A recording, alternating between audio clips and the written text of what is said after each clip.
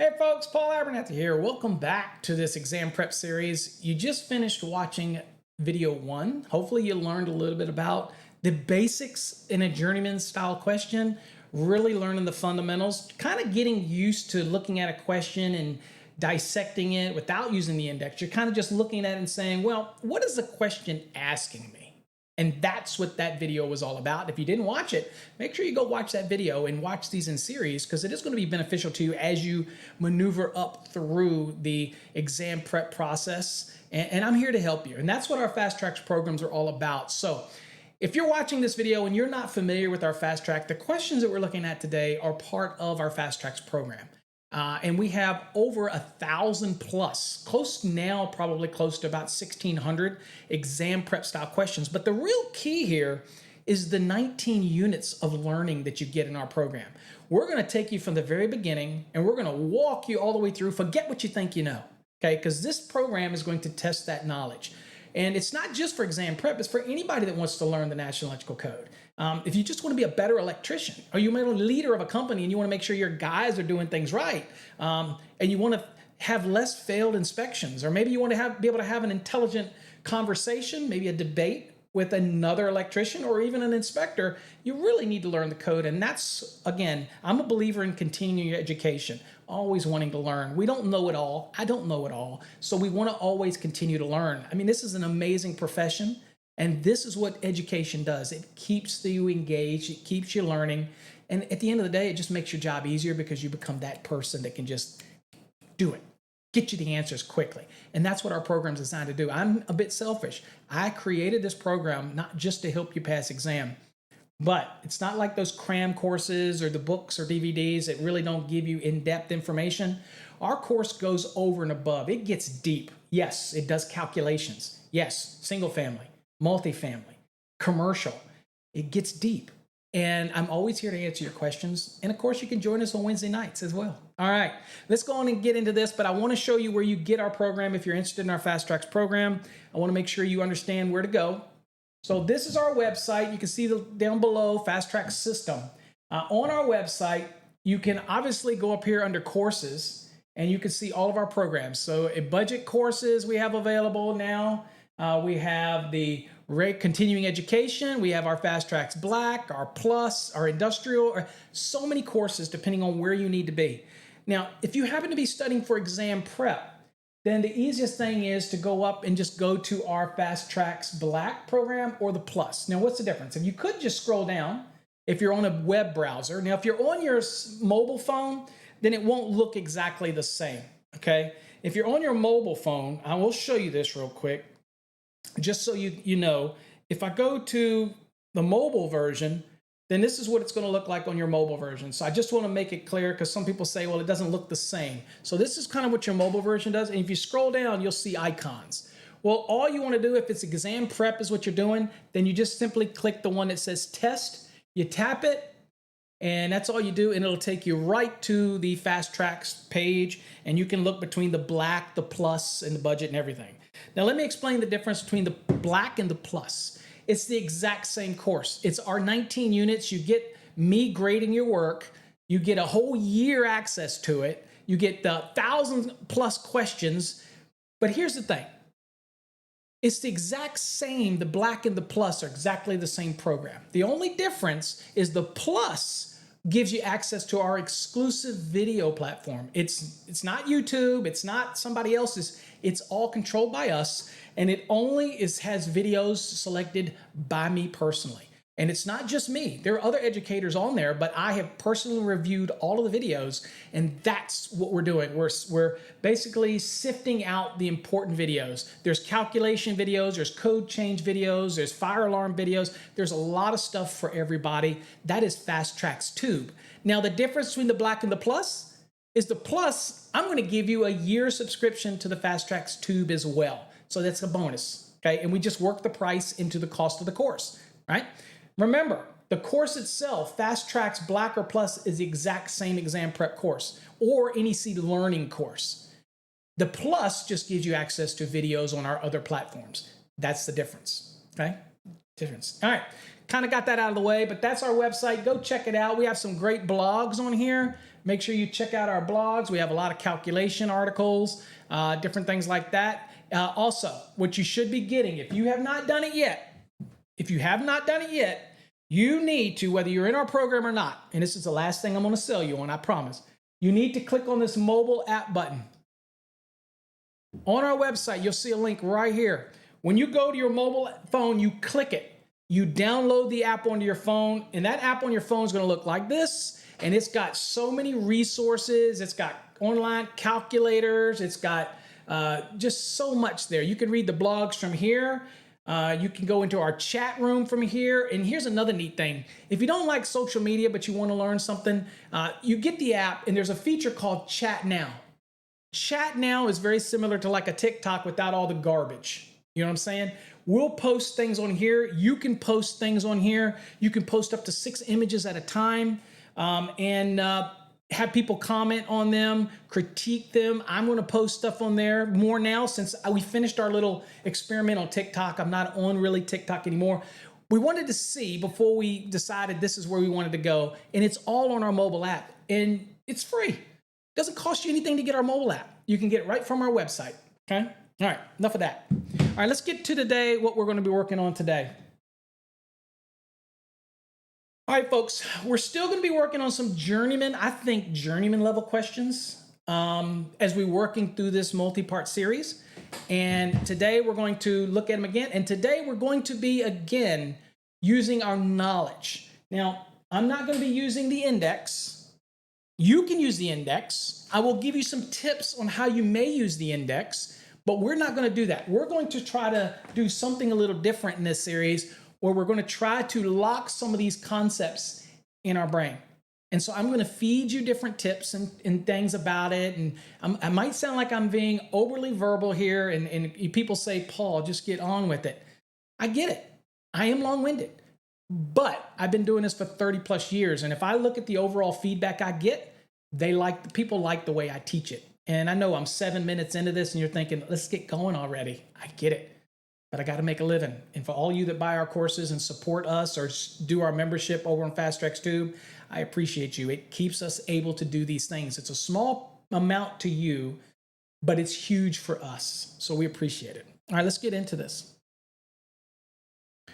All right, first thing we're going to look at, first question up.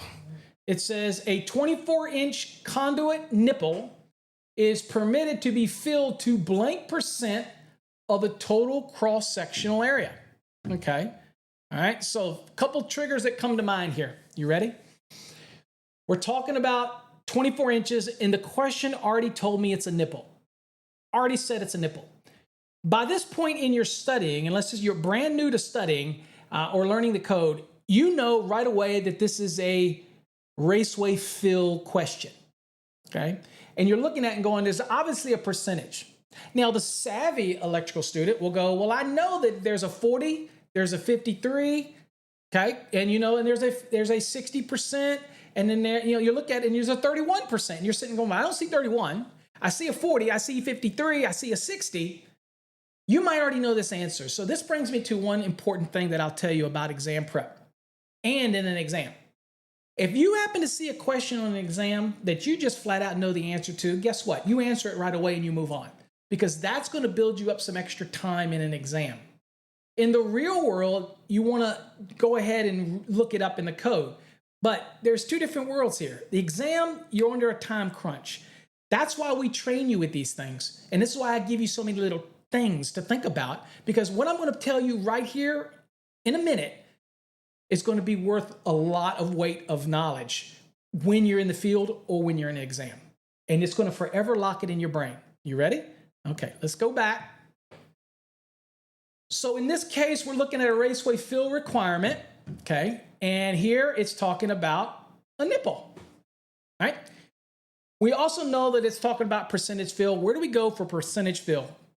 Now, you could go to the back of the index, but you should know by now, anytime you have a raceway fill calculation problem, the first place that you want to go is Chapter 9, Table 1, because that's going to give you the different fill allowances, okay? And then you have associated notes that are going to give you additional direction.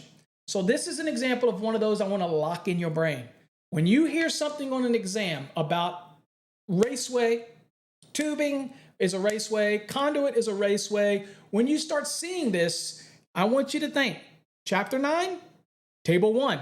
And there's various notes associated to give you additional guidance. So that's what we're going to do. We're going to go to the NEC. All right, so let's go to the NEC.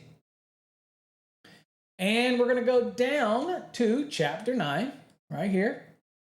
And we're going to go right here. So this is it, percentage. Well, what does it say right here? Okay, you look at each one of these, and it says, okay, number of conductors and or cables. So you've got one conductor, 53%, two conductors, 31%, over two, 40%, okay? We're all familiar with that. But where does it talk about the nipple? Well, go down to these notes right here. What do you see right here? Item number 4, it says, where conduit or tubing nipples, not including connectors, okay, have a maximum length not exceeding 24 inches are installed between boxes, cabinets, or similar enclosures, the nipples shall be permitted to be filled to 60% of their total cross-sectional area, okay? And it reminds us that 310.15c1 adjustment factors need not apply. Now, let me explain something to you. 310.15c1 is when you put a certain number of current carrying conductors in a raceway, it's going to affect the ampacity of those conductors, right? Due to mutual heating. Well, this is saying, look, it's only 24 inches long. Since it's this short, it's going to allow heat to dissipate, or that conductor is going to act as a wicking effect, and it's going to pull that heat out, and you're not going to have a problem. So I get to ignore 310.15c1. Hey, it's a beautiful thing for the nipple. But you still can't fill the nipple more than 60%. Now, here's a tip. This is automatically done for you in a sense, right? When it comes to basically finding out what's the size of the raceway, and you still have to do the calculation to find out how many conductors I can put in there. But I want you to show you there is a 60-degree column. And to show you that, I'll go down right here, and I'll give you an example. So this is for ENT, right? And we'll go over, and here you see, okay, 60%, and there's your square inch value, which is your approximate area. And here you see all the values down this column right here. Okay, so when you're taking the conductors and you're doing Chapter 9, Table 5, and you're taking THHN, and you're finding out what the inch square is of it, the approximate area, using the approximate area column, not the approximate diameter, approximate area. And you go over it and you say, well, how many of these can I put in this raceway? Well, you could take this 60 value here, and you could divide that by the number of conductors of if they're all the same size, and that'll tell you the maximum number you could have in there and not exceed the 60%. You with me? So it's so important to remember these things. 60% fill for nipples. 31% fill if you have two conductors. One conductor is 53%. Over two, which is probably what you're going to run into the most of the time, is going to be 40%. I cannot fill that raceway with conductors that would add up to more than 40%. In this case, a nipple, we could put as much up to 60%, but we can't exceed it. Make sense? A lot of valuable information there to remember. Just think, nipples, 60. Over two conductors, 40. One conductor, 53. And by the way, there's also a note 9 in there in this table that talks about putting cables inside of raceways. If it's a complete system, that means box to box, then it treats a cable as a single conductor, and you can't exceed 53%, okay? And there's a calculation that allows you to calculate. Pi divided by 4 times the diameter squared is the formula to determine what the approximate area is for a cable inside of a raceway, okay? It's important stuff, because there's also a note 2 that says, look, if it's just a piece of raceway and it's not connected to boxes, then it's only there for physical protection, then you don't have to worry about that. There's so much to look at. Take the time and go to Chapter 9, Table 1, and look at all those notes and really try to understand the notes. It's going to serve you great dividends, not only on an exam, but in the real world, in the field, okay? All right. A little more explanation on that one, but I felt it was necessary for us to kind of go into the details, dig into the weeds a little bit, get you a little more familiar with Chapter 9, Table 1, and the various notes. Of course, I do have videos, folks, over on Fast Tracks Tube that talks about raceway fill, and we cover all of that in an exhaustive detail. I'd love you to become a subscriber on that platform. It's only $99 a year. We lowered the price, or you can do month to month. If you want to do month to month, that's up to you, but it really does help us. A lot of people send us donations. I don't want the donations. I'd prefer you to become a subscriber. That way you get something out of it, right? That's what I prefer, but we appreciate you nonetheless. All right, so 60, there you go. Chapter 9, Table 1, Note 4. Beautiful. All right, let's do another question here. All right, now, let's look at this one.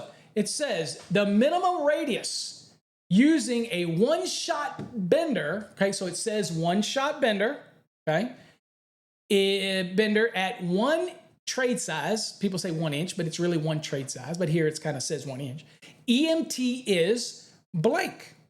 And you got to think about this question. Okay, I'm going to give you a little tip. If you ever see an exam question, first thing, it's talking about minimum radius bending, okay? And then it's talking about a one-shot bender, or it doesn't say something like a full shoe bender and all this kind of stuff. Where do you need to go? Okay, so this is one where I could go back into the index, okay, and start digging around. For example, I could go back here and say, okay, is there anything under one shot? Well, I'm gonna do it. I said I wasn't, but I'm gonna do it because I wanna give you something here that you just need to commit to memory, okay? But I'm gonna go look real quick and see if there's anything under this. And you should do it too.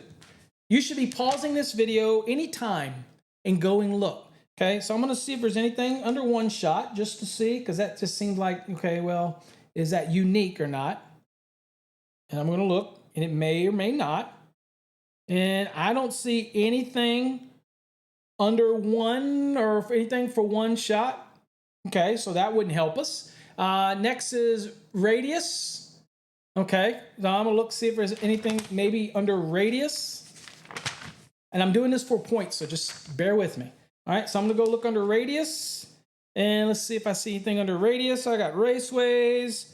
Let's see here. I've got nothing under radius that I see.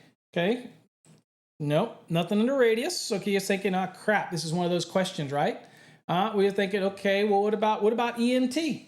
So I'm gonna go look under EMT. Bear with me, folks. You might find it somewhere, but I'm doing this for a reason. And I said I wasn't going to use the index, but I have to illustrate something I want you to commit to memory. So I'm going to go look under EMT, electrometallic tubing, and see if I see anything. Okay. All right, so electrical EMT, and I'm looking at bends.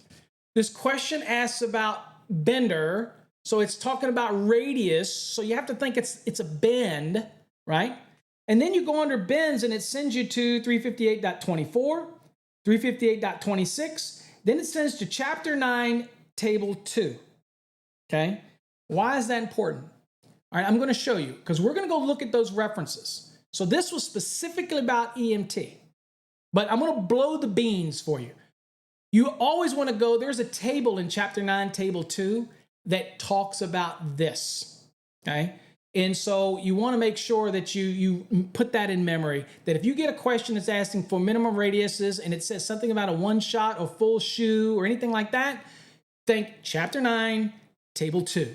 Chapter 9, Table 2. But we're going to use the NEC and the index because I said I'd do it for a reason. Under EMT, you'll see it says bender. Now, we're going to go to 358.24. Now, watch the process here because I want you to realize that the NEC is not always, the index is not always the holy grail, but it can benefit you. Let's go here first. And I'm going to go to 352. Bear with me as I squint my way through this. And I know see out there says, Paul, you need to just get a bigger, screen. There are huge screens. I still can't see. Okay. So again, save me the criticism because it's just not going to help me. Let's see here. Go ahead. So we're going to go to, what was it? 24 first. So here we're at 24, okay? And what does it say right here? You ready? The radius of a curve of any field bend to the center line of the tube shall not be less than shown in Table 2, Chapter 9 for what? One shot and full shoe benders. Oops, sorry, I wasn't high enough. There. The index worked, but you have to know where to go. We looked at radius. There's nothing. We looked under, I think we looked under bender. There was nothing. We looked under the wiring method to get us there, right? Now, if you know bends, which is typically .24 in most of the Raceway articles, then you could have gone there and you would have found this and it would ultimately send you. But you have to understand, do you know what a full shoe is or a one shot? These are when you're making in the field bends, okay? Now, if you buy manufactured stuff, bends that are already made, they're already gonna understand this. They're already designed. These are for when you make bends in the field, okay? And you can't be less than what is given here in Chapter 9, Table 2. Okay, with that said, we got to answer the question. But the second reference in here was 358.26. So while we're here, we're going to look at it. And there isn't a 358.26. You know why? Because I'm using the 2020. And this is the 2023. So that's an example of something's missing. So when people ask me, can I use a 2020 to take a 2023 exam? You probably could. But there will be things that are missing, changed, and moved around, and it could get you frustrated. Okay? So we're going to go down, and we're going to go to Chapter 9. And we're going down here, and we're going to go down, and we're going to go to Table 2. And here it is, right here. Here is Table 2, right there. Radius of conduit and tubing bends. And we have one shot and full shoe, right? And what was the size of ours? Ours was 1 inch, or trade size 1. Remember? Just so you know, I'll go back to the question. So here's it right here. It's a one shot bender for 1 inch EMT. Makes sense? All right. So we're going to go back to the code. And so here it is, it's 1 inch right here. Let's go over, and this looks like 5 3/4. That's our answer. So let's go back to the question. 5 3/4, and there's our reference. Chapter 9, Table 2. Again, I get it. I'm long-winded. But if you let what I say soak in, it's going to make so much sense for you. Okay? All right, let's go to the next question. All right, the diameter of a 1.5 EMT conduit is. So it's a diameter question, right? It's not necessarily asking us fill or anything like that. It's just basically saying, okay, it's a 1.5 trade size EMT. What's the diameter? And you're thinking, it's one of these. Where do you go? All right, well, remember we were doing what we've done in previous questions? We know that all the information about our raceways, whether it's the fill percentages or whatnot, this is kind of stuff you need to start plugging in. It was all back there in where? In Chapter 9. And you're thinking, that makes sense. Table 4? Because Table 5 is the conductors, Table 4 is the different raceways. Let's do this. Let's go back into the code. And we're already kind of back here anyway, right? So it was for EMT. So we want to make sure that we're going here. So here we are. This is Table 4, okay? And we'll be looking for, what is this for? All right, this is, there you go, EMT. Okay, you can verify that. It's Article 358, okay? So now what we're working with is like, we don't care about this stuff. 60%, we're not, that's not gonna, we don't care about that. All right, so it's asking, the question is the diameter, okay? So you have a nominal internal diameter, right?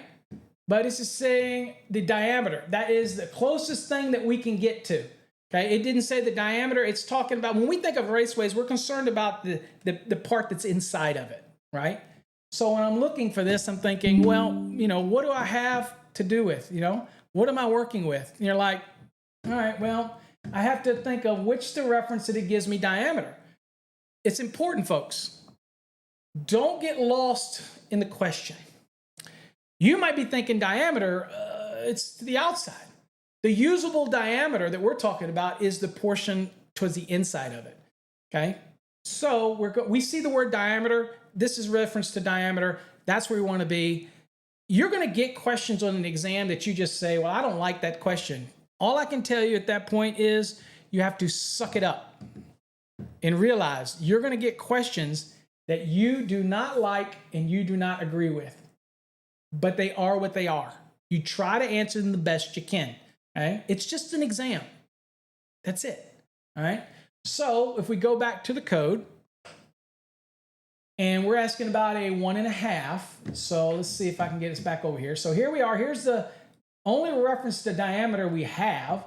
And of course, let's see, we need to find out the row that's for the 1.5, which is right here. So I'm just kind of do this so I make sure I'm on the same row when I get over there. All right, so here we go. So let me continue this on so I don't get lost on what row I'm at. All right, right here. So there's our answer. 1.610. That is the answer. The only answer it could be, right? Okay, so we're going to go back to our lesson. And the only answer available that it could be is that one right there. And where's the answer? Chapter 9, Table 4 for Article 358. Folks, just kind of that simple, but you have to try to fight the urge. It's a better way for me to say that. Let me get back to me here. Fight the urge to bring in common sense, if you will, to an exam. Don't. Just focus on the exam. Take what they give you, right? You might go looking up a motor in the FLC for single phase in 430.248, and it says it's 115 column, but the question is 120 volts. But you went and looked up the FLC for that motor, and it was under the 115. So your mind says, well, then I'm going to find the VA, I'm going to take what? I'm going to take those amps times 115, because that's what's in the table. No. If the exam question gave it as 120, then you want to use what the exam gave you, because that's what they probably did. There's a reason they do it that way. Do not let your mind start to say, well, that's not how I would do it, or that's wrong. This test is wrong. Who cares about the test? You just want to give them what they want so you can pass it and move on, okay? In the real world, these things aren't going to matter, because you know that it doesn't matter, that if it's a 115 in this table, that it says at the title of the table that it also applies to 120 volt applications, okay? So we use 120 as a nominal, okay? So don't let the exam kind of draw you into common sense. Just answer what they ask, and your life is going to be so much better, I promise you. Okay, you got to remember, people write questions, they don't always write the best questions. But you have to be able to look at it and say, yeah, I'm just going to answer this the way they expect it, that type of thing. All right, let's do another one. All right, the cross-sectional, 100% cross-sectional area for a 1 1/4 IMC intermediate metal conduit is blank square inches. Well, the reason I'm giving you this one next is because your mind, your little spidey senses, okay, should have gone off and says, whoa, I was just there in the area where I needed to think about what's the 100% of the cross-section area. Now, we know we can only fill up a certain amount of that, but if you get a question that wants to know what's the cross-sectional area of a 1 in, like I might ask you a question on an exam. I might give you a certain number of conductors, right? And throw you, man. I might tell you there's 4 THHNs and 4 aughts, and I might tell you all this, but then my question might go, what is the total cross-sectional area of that 1 1/4 IMC? And here's what you start to do. You start calculating it out and thinking, well, there's more than 2, so I got 40%. And the question's just trying to find out what's that total cross-sectional area, not the remaining cross-sectional area, just what's the total cross-sectional area. Don't let it get you, okay? 1 1/4 IMC. Let's go to the code. We're already here, So let's go to intermediate metal conduit right here. And again, right here, total area. That's what the question didn't ask you the fill, didn't ask you what the remaining fill was.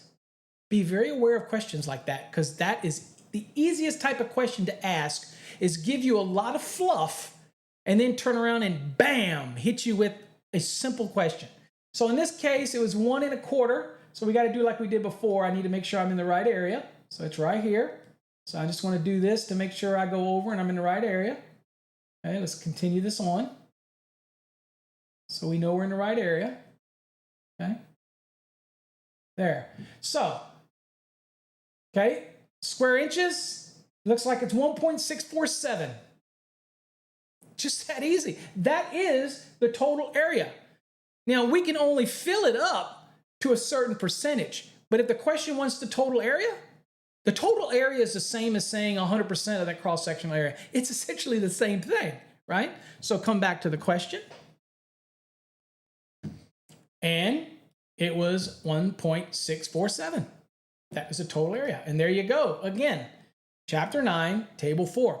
Easy questions. I know this is very common for journeyman style questions, but we're working our way up and we're getting complicated, and we will get more complicated in part 3 of this series. All right, but we're working our way up. All right, so let's go to another question. You're doing great.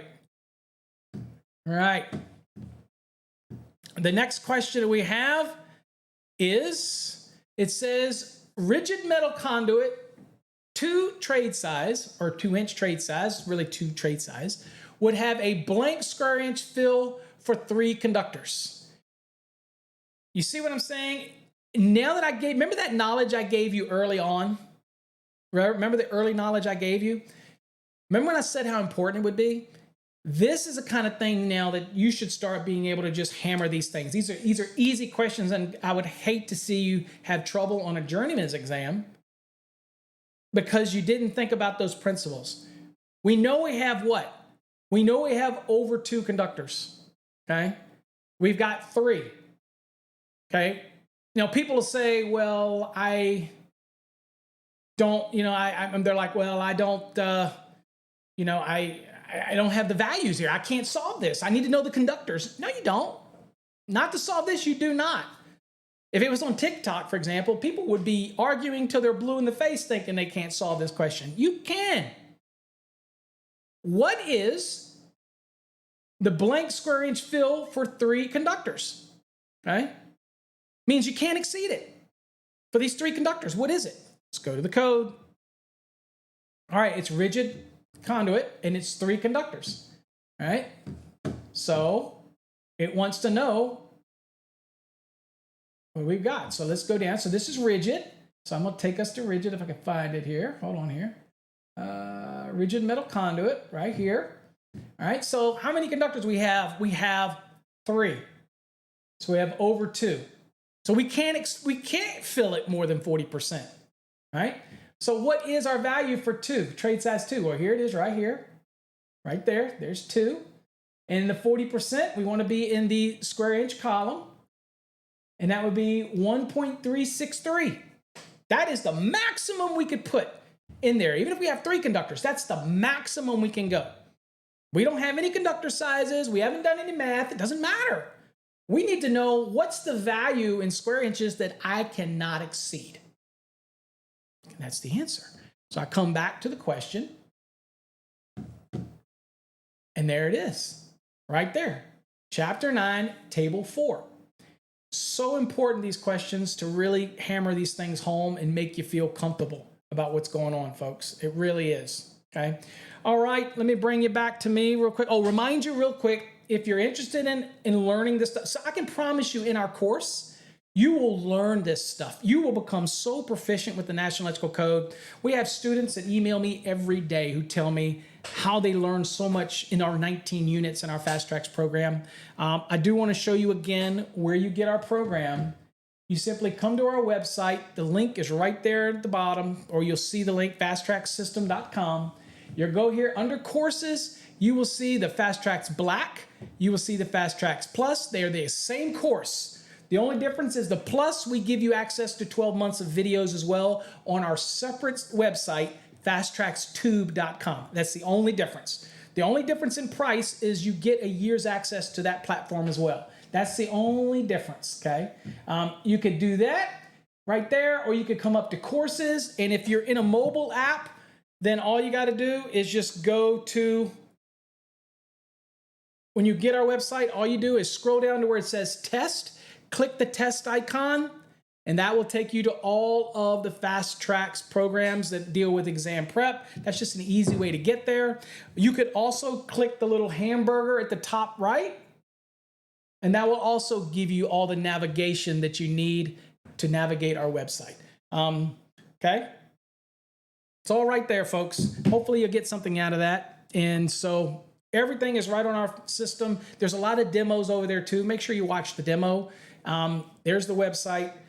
Share it with people. Get the people in your company using it. I know I sell courses and I don't like to sound like a salesperson, but I promise you, you will become a better electrician through our course. You'll be connected with me. You'll get our mobile app. You'll be able to ask questions directly through the mobile app. And shortly, I'm going exclusively to answering questions through the mobile app so I can be of better service to our customers. I don't necessarily want to have better service to everybody else. I want to reward my customers with my dedication and loyalty. You get this app, it's free. You can always post a question, always post an image. You could be on a job site and take a picture of something and send it through the app, and I will comment on it and give you some advice. That's where we're moving, folks. I want to support you because you support me. That's what it's all about. I don't know everything, but I promise you I will pour what I know into you the best I can. All right? All right, folks, stay tuned for the next episode as we're going to get a little harder now. We're going to shift over into some master level questions, and we're going to work our way up. So whether you're a journeyman or you're taking a journeyman or you're taking a master, it doesn't matter. In my course, we don't differentiate. So even though these will be a little tougher questions, I want you to do them. I want you journeymans to do them because it's going to make you better. And that's what I'm here for. All right. Catch you in the next video. God bless.